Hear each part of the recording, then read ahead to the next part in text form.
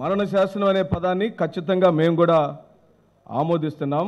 ఆంధ్ర రాష్ట్ర ప్రజానీకం తెలుగుదేశం పార్టీకి వారి నాయకుడు చంద్రబాబు నాయుడికి శాశ్వత మరణ శాసనం లిఖించడం కోసం ఈ రోజుల్ని లెక్క పెట్టుకుంటున్నారు ఆంధ్ర రాష్ట్ర ప్రజానీకం. ఈ మాటలు, ఈ అవాకులు చవాకులు, ఈ అసంబద్ధమైన ప్రేలాపనలు తను ఏ మీడియా సంస్థల్ని నమ్ముకొని రాజకీయాలని ఇప్పటి వరకు నడిపాడో మళ్ళీ అదే మీడియా సంస్థల ద్వారా ప్రజలకు తప్పుడు సమాచారాలను చేరవేయాలని ఒక రాజకీయ కుట్రపూరితమైన వ్యవహార శైలి చంద్రబాబు నాయుడు జీవితంలో ఇది పరాకాష్ఠకు చేరిన సందర్భం. ఒక పక్కేమో పుంకాలుగా అవినీతిని చరిత్రను మూటకట్టుకున్న ముఖ్యమంత్రి, మరో 20 రోజుల్లో తీర్పు రాబోతుంది ఓట్ల రూపంలోని తెలుసుకున్న చంద్రబాబు నాయుడు తన అసహనాన్ని, తన ఓటమిని మాటల రూపంలో మా నాయకుడి మీద పదే పదే అగౌరవంగా మాట్లాడుతున్నారు. మాకు కోపం తెప్పించేది వారి మాట్లాడే ప్రతి మాట ఆంధ్ర రాష్ట్ర ప్రజానీకం జాగ్రత్తగా గమనిస్తుందని, జగన్మోహన్ రెడ్డి గారి మీద వారు మాట్లాడే ప్రతి మాటని అది వైఎస్ఆర్ కాంగ్రెస్ పార్టీకి శ్రీరామ రక్షని మేము భావిస్తున్నాం. ఎందుకంటే గత 9 సంవత్సరాలుగా ఇప్పుడు ఏ భాష మాట్లాడుతున్నాడో, ఏ స్నేహాల్ని కలుపుకున్నాడో, ఏ మిత్రులను కలుపుకొని శ్రీ జగన్మోహన్ రెడ్డి గారి యొక్క నాయకత్వాన్ని కించపరచాలని, వారి స్థాయిని తగ్గించాలని, వారికి లేని మకిలి అంటించాలని విశ్వ ప్రయత్నాలు చేస్తున్నాడు చంద్రబాబు నాయుడు. చంద్రబాబు నాయుడు బలం మీడియా అయితే, చంద్రబాబు నాయుడు బలం ధనమైతే, చంద్రబాబు నాయుడు బలం కుట్రలైతే, కుతంత్రాలైతే, శ్రీ స్వర్గీయ రాజశేఖర రెడ్డి గారి కుమారుడి యొక్క బలం ప్రజలు, విశ్వసనీయత, విశ్వాసం, చెప్పిన మాటకి కట్టుబడి ఉండటం అనే ఈ 2 విరుద్ధమైన భావాజాలాల మధ్య పోరాటం జరుగుతుంది ఈ రోజున ఆంధ్రప్రదేశ్లో. వంచనలతో కూడుకున్న దొంగచాటు, తెరచాటు రాజకీయం చంద్రబాబు నాయుడుదైతే, ముక్కుసూటితనంతో చెప్పిన మాటకు కట్టుబడి సూటిగా చేసే రాజకీయ నాయకుడు శ్రీ జగన్మోహన్ రెడ్డి గారు మరో పక్క ఈ రోజున మహాసంగ్రామం జరుగుతుంది. చంద్రబాబు నాయుడికి కొమ్ముగాసే కార్పొరేట్ సెక్టార్లైనా, చంద్రబాబు నాయుడికి కొమ్ముగాసే మీడియా సంస్థలైనా మీరు ఇప్పటికైనా కన్నులు విప్పి చూడండి. ఆంధ్రప్రదేశ్లో జరుగుతున్న ఘోరాతి ఘోరాలను చెప్పి అడుగుతున్నాం.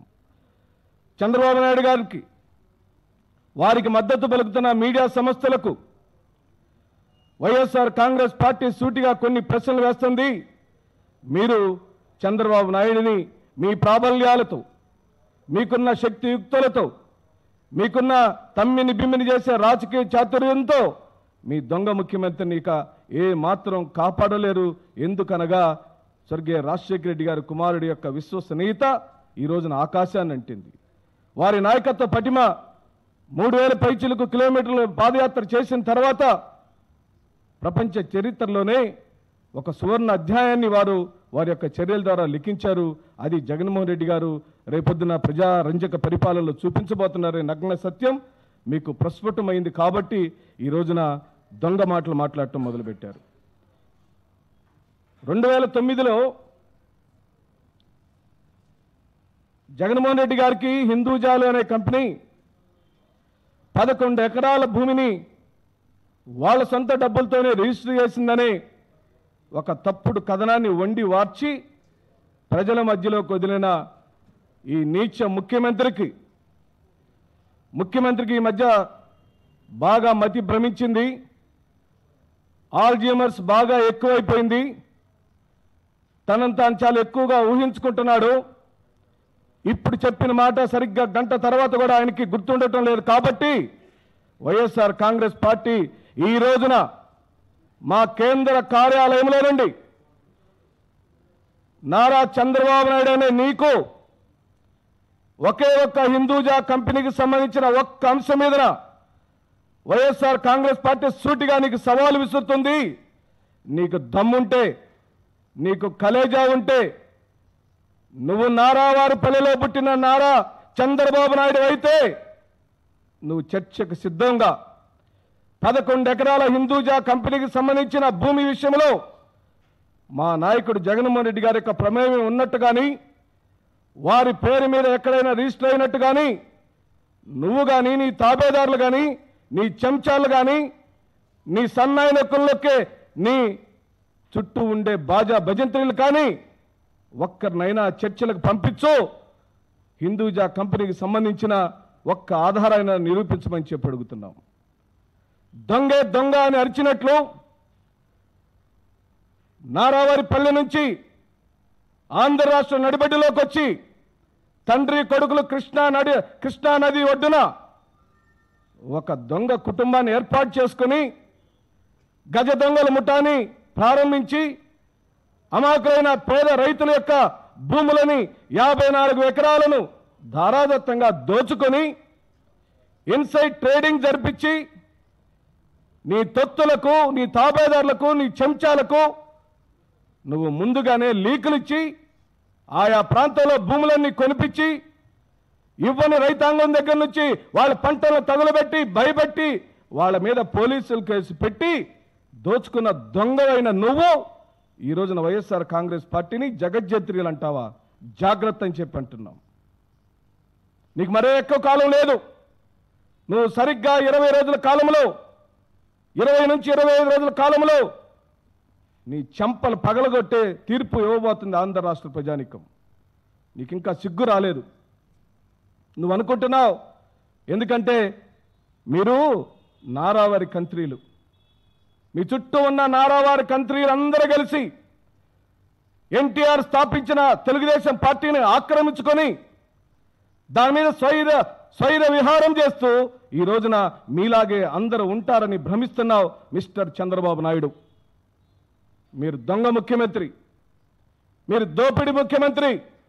ఈ ఆంధ్ర రాష్ట్ర ప్రజానికి పట్టిన శని మీరు దిగిపోవాలి. మిమ్మల్ని ఆ రోజే ఏ రోజైతే దళితుల్లో పుట్టాలని కోరుకుంటారని మీరు దళితులను, బలహీన వర్గాలను, మైనార్టీలను అవమానించిన రోజే ఆంధ్ర రాష్ట్ర ప్రజానీకం కంకణం కట్టుకుంది నారా చంద్రబాబు నాయుడిని ఇంటికి పంపాలని. ఎందుకంటే నువ్వు రాజ్యాంగపరమైన పదవిలో ఉండటానికి అనర్హుడు. నీకు ఇతర కులాలంటే చులకన భావం, ఇతర మతాలంటే చులకన భావం. ఈ రాష్ట్రాన్ని మతాల వారిగా, ప్రాంతాల వారిగా, కులాల వారిగా, గల్లీల వారిగా విభజించి పాలించాలనుకునే కుయుక్తులు కలిగిన నాయకుడు నువ్వు. నీ చరిత్ర అంతా కుయుక్తులతోనే ఉంది. ఈడీకి, సిబిఐకి మధ్యలో లేఖలు రాసుకుంటే ఆ లేఖలు నీ దగ్గరికి ఎలా వచ్చినాయి? ఎలా రాగలిగినాయి ఆ లేఖలు? నీ తాబేదారులు ఏమైనా ఆ సిబిఐ, ఈడీ ఆఫీసుల్లో పనిచేస్తున్నారా? వెళ్తావు నువ్వు.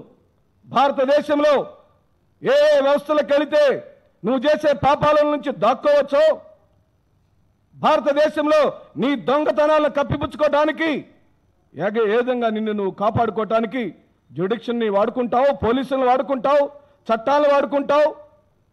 రాజ్యాంగపరమైన ప్రతి అవకాశాన్ని ముఖ్యమంత్రి అనే పదాన్ని అడ్డం పెట్టుకొని వాడుకున్న దొంగ ముఖ్యమంత్రి మీరు. తెరచాటు ముఖ్యమంత్రి మీరు. ఏ ఒక్క రోజున ఒక్క ఎలక్షన్లోనైనా సూటిగా గెలవలేని దద్దమ్మ ముఖ్యమంత్రి మీరు. మీరా జగన్మోహన్ రెడ్డి గారి గురించి మాట్లాడేది? ఈరోజు మేము అడుగుతున్నాం, అవినీతి చక్రవర్తి అనే ఇదిగో ఇన్ని పేజీల మీడియా మిత్రులారా దయచేసి ప్రచురించాలి మీరు. ఇది ఆంధ్రుల ఆత్మ గౌరవానికి సంబంధించిన సమస్య. ఆంధ్రుల ఆత్మ గౌరవానికి సంబంధించిన ఈ విషయాన్ని దయచేసి మీడియా మిత్రులు, చదువుకున్న జ్ఞానులు, మేధావులు, ఇది నిర్ణయ కాలం వచ్చేసింది. ప్రజలు తీర్పు ఇవ్వబోతున్నారు. ఏది నిజమో ఏది అబద్ధమో ఈ ఆంధ్ర రాష్ట్ర ప్రజానికం ఆలోచిస్తున్నారు. మీరు కూడా నడువు కట్టమని చెప్పి వైఎస్ఆర్ కాంగ్రెస్ పార్టీ మీడియా మిత్రులకు చేతులు జోడించి సవినయంగా వేడుకుంటున్నాం. దయచేసి మీ మేధో సంపత్తి మొత్తాన్ని పదును పెట్టండి, ఇన్వెస్టిగేషన్ చేయండి. ఇదిగో మీ ముందు మేము కొన్ని పుస్తకాలను అవినీతి చక్రవర్తి అనే ఈ పుస్తకాన్ని వాళ్ళ మిత్రులైన కాంగ్రెస్ పార్టీ రిలీజ్ చేసిన ఈ పత్రాన్ని రెండింటిని మీ ముందు ఉంచుతున్నాం. ఇన్వెస్టిగేషన్ చేయండి, ఆలోచింపజేయండి. కృష్ణా నది ఒడ్డున జరుగుతున్న ఘోరమైన దోపిడీని ఎండగట్టమని చెప్పి అడుగుతున్నాం. ఆంధ్ర రాష్ట్ర ప్రజానికం కూడా ఆలోచించమని చెప్పి అడుగుతున్నాం. వీళ్ళు మమ్మల్ని జగజ్జత్రియులు అంటారు. అవును, మా పార్టీలోనే సృజనా చౌదరి అనే బ్యాంకు దొంగ ఉన్నాడు. మా పార్టీలోనే సీఎం రమేష్ అనే ఏసీబీ కేసులో ఇరుక్కున్న దొంగ ఉన్నాడు. మా పార్టీలోనే నామా నాగేశ్వరరావు అనే ఈడీ కేసులో ఇరుక్కున్న దొంగ ఉన్నాడు. మా పార్టీలోనే సిబిఐ ద్వారా అరెస్ట్ చేయబడిన వాకాటి నారాయణ రెడ్డి అనేటువంటి దొంగ ఉన్నాడు. మా పార్టీలోనే రాయపాటి సాంబశివరావు లాంటి పోలవరం కాంట్రాక్టులను ఎస్కలేషన్ చేసిన దొంగ ఉన్నాడు. వైఎస్ఆర్ కాంగ్రెస్ పార్టీని గురించి మీరు మాట్లాడతారు. జగజ్జంత్రీయులు అంటారు, మరణ శాసనం అంటారు. ఆంధ్ర రాష్ట్ర ప్రజానికానికి మీ ద్వారా, మీడియా మిత్రుల ద్వారా మేము సూటిగా సమాచారం ఇస్తున్నాం. దయచేసి ఆలోచించమని ఈ సృజనా చౌదరి, సీఎం రమేష్, వాకాటి నారాయణ రెడ్డి, నామా నాగేశ్వరరావు, రాయపాటి సాంబశివరావు, అలాగనే ప్రభుత్వ అధికారులు కొట్టిన చింతమనేని ప్రభాకర్ ఏ పార్టీ వాళ్ళు? ఆర్టీఓ ఆఫీసర్ని విజయవాడ నడిబడ్డున బొండావం అనే ఒక గూండాతో కొట్టించింది ఎవరు? మీరు కాదా? మీ అన్యాయాలు ఎదుర్కొంటున్నందుకు కాదా ఆ అధికారి మీద చేయి చేసుకోబోయింది మీరు? గతాన్ని మీరు మర్చిపోయారేమో, ఆంధ్ర రాష్ట్ర ప్రజానికం మర్చిపోరని మీ ద్వారా తెలియపరుస్తున్న ముఖ్యమంత్రికి. ప్రభుత్వ అవినీతి, ప్రభుత్వంలో జరుగుతున్న దోపిడీ విధానం, చిట్ట చివరకు గ్రామాల్లో ఒక చిన్న కుల ధృవీకరణ పత్రం పొందాలన్నా ఈ చవక బారు గల్లీ దోపిడీ సంఘాలను ఏర్పాటు చేశాడు జన్మభూమి కమిటీల పేరుతో. చిన్న కుల ధృవీకరణ పత్రం, ఆ కుల ధృవీకరణ పత్రం కావాలన్నా జన్మభూమి కమిటీ వాళ్ళ యొక్క అవసరం కావాలి, వారి సంతకం కావాలి, వారి రికమెండేషన్ కావాలి. ఎందుకు కావాలని అడుగుతుంది వైఎస్ఆర్ కాంగ్రెస్ పార్టీ. గ్రామ పరిపాలన నిర్వహించే విఆర్ఓనో, విఏఓనో లేదా ఎంఆర్ఓనో చేయాల్సిన పనిని ఎందుకు మీ జన్మభూమి కమిటీల యొక్క పర్మిషన్ ఒక కుల ధృవీకరణ పత్రానికి కావాలని వైఎస్ఆర్ కాంగ్రెస్ పార్టీ అడుగుతుంది. ఇళ్ళ వాళ్ళంటే దోపిడీ, ప్రభుత్వం నిర్మించే మరుగుదొడ్లు కట్టుకోవాలంటే దోపిడీ, వాళ్ళ బజార్లో రోడ్లు వేయాలంటే దోపిడీ. ప్రతి దానికి చిల్లర దొంగలు ఏర్పాటు చేశాడు ప్రతి గల్లీలో. ఈ రోజున అవే వారికి మరణ శాసనమైంది. అదే ఈ రోజున అమరావతిలో, ఆంధ్రప్రదేశ్ నడిబొడ్డులో, కృష్ణా నది ఒడ్డున రోజుకు ఒక తతంగం జరుగుతుంది. వాళ్ళకి టిక్కెట్లు ఇవ్వద్దు, వీళ్ళకి టిక్కెట్లు ఇవ్వద్దు అని దయచేసి మీరు గమనించమని. లోటస్ పాండ్ అంతా జన ప్రవాహంతో నిండిపోయి శ్రీ జగన్మోహన్ రెడ్డి గారి యొక్క నాయకత్వంలో మరో 30 రోజుల కాలంలో సువర్ణ అక్షరాలతో లిఖించబోతున్న రాజన్న రాజ్యం రాబోతుందని ప్రజలు విశ్వసిస్తున్న ఈ శుభ సందర్భంలో ఇక్కడేమో ప్రజల యొక్క కోలాహలమైతే అక్కడ వాళ్ళ తమ్ముళ్ళ యొక్క కొట్లాట్లనే విషయాన్ని మీ మధ్యలో సవినయంగా మీ ముందు చెప్తూ, మేము హిందూ జాతికి సంబంధించిన సవాల్ని పూర్తిగా మీ ముందు ఉంచుతున్నాం. ఒకవేళ 11 ఎకరాలకు సంబంధించిన విషయంలో నారా చంద్రబాబు నాయుడు ప్రకటించిన విధానం తప్పైతే, వారి దగ్గర ఆధార పత్రాలు లేకపోతే వైఎస్ఆర్ కాంగ్రెస్ పార్టీ డిమాండ్ చేస్తుంది మీరు శాశ్వతంగా రాజకీయాల నుంచి తప్పుకోవాలని. ఎందుకంటే ముఖ్యమంత్రి స్థానంలో కూర్చొని ప్రతిపక్ష నాయకుడి మీద ఇలాంటి నిలాపనిందలు వేయటం ఘోరాతి ఘోరమని మీ ద్వారా చెబుతూ, కొడుకు ఎక్కడికి పోయాడు చంద్రబాబు నాయుడు గారు? తండ్రి గజ దొంగ, కొడుకు డేటా దొంగ. ఆయనకు సంబంధించిన శాఖలో డేటా చోరీ చేయబడిందని, ఆంధ్ర రాష్ట్ర ప్రజానికానికి సంబంధించిన ఆధార్ కార్డు వివరాలు, ఓటర్ కార్డు వివరాలు, పుట్టుమచ్చల వివరాలు, బ్యాంకుల్లో ఉండే ఖాతా నిల్వల వివరాలు, కుటుంబంలో ఉన్న పిల్లల వివరాలు, ఆదాయ వనరుల వివరాలు, ఆస్తుల వివరాలన్నీ దొంగిలించబడినవి. మీకు సంబంధించిన మీరు హైర్ చేసిన ఒక సాఫ్ట్వేర్ కంపెనీకి ఐటీ గ్రిడ్స్ అనే సంస్థ దొంగలిచ్చిందయ్యా. ఎక్కడ పోయావయ్యా లొకేషన్ అంటే ఆయన క్యాష్ లెక్క పెట్టుకుంటున్నాడు లోపల. మీరు దయచేసి గమనించండి. అమరావతికి వెళ్ళి లోకేష్ గారు కావాలని ఎవరు అడగట్లేదు, క్యాష్ గారు ఎక్కడా అని అడుగుతున్నారు. ఎందుకంటే ప్రస్తుతం నానారు నేను బయటకు వస్తే టైం వేస్ట్ కదా నానారు, ప్రెస్ మీట్ ఎందుకు బయట చెప్పాలా, ఆ గంట నేను ఒక రూమ్లో కూర్చుంటే ఒక 4 పార్టీలు వస్తాయి, నీకు 2 టికెట్లు ఇస్తాను, నీకు 4 ఎంపీ టికెట్లు ఇస్తాను, మరి నాకేమి ఇస్తామని నేను బేరాలు చేసుకుంటాను నానారని తండ్రికి చక్కగా దొంగ బుద్ధులు నేర్పించాడు తండ్రి. అంతేలేండి, వారి పునాదులే నారా చంద్రబాబు నాయుడు యొక్క రాజకీయ పునాదులే అబద్ధంతో మొదలైనవి, కుట్రతో మొదలైనవి. అధికారాన్ని దొంగచాటుగా తెరచాటుగా చేజిక్కించుకున్నాడు.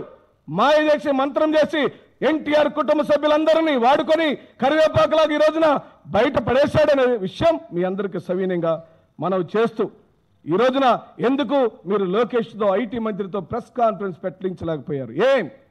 ఏం జరిగింది? మీ వాడికి మాట్లాడటం రాదా?